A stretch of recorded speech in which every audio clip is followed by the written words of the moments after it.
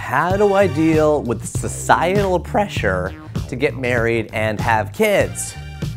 And boy, can I relate to this one. I'm East Indian. In East Indian culture, there's a tremendous amount of pressure to get married and have kids. I laughed at Lily Singh's bio on Twitter, which says superstar YouTuber, and then it says and no auntie, I'm not married yet. That's hilarious, because of course, anyone East Indian can relate. It's not just East Indian, so many cultures, and so much pressure from parents, and so much pressure from, as the questioner asked, society, right? Here's the thing I would say. Ignore it. There's a lot of pressure to not have kids too. Have you talked to an environmentalist lately? Someone concerned about the population on the planet?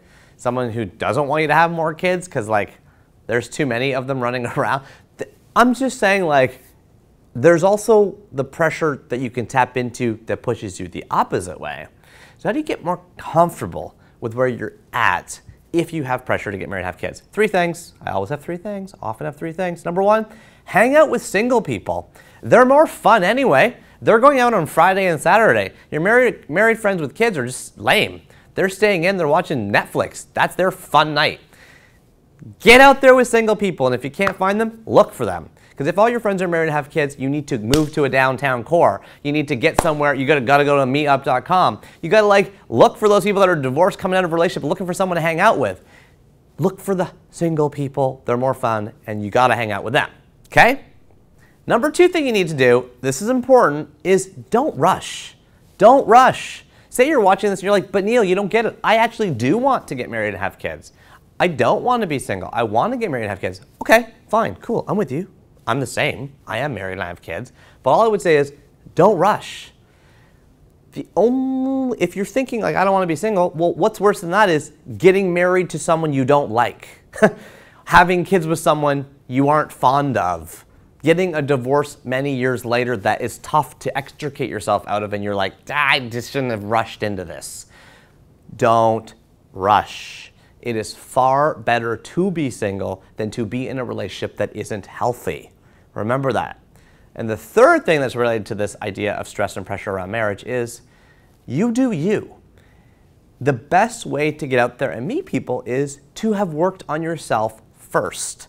The most interesting and attractive single person is the person who is confident and comfortable with being single. It's a bit ironic because actually they might be the ones able to be dating because they're single, but they're the ones that are most attractive because they're confident with who they are, and nothing is as much of a turn on than someone who knows who they are, gets who they are, and is comfortable in their own skin.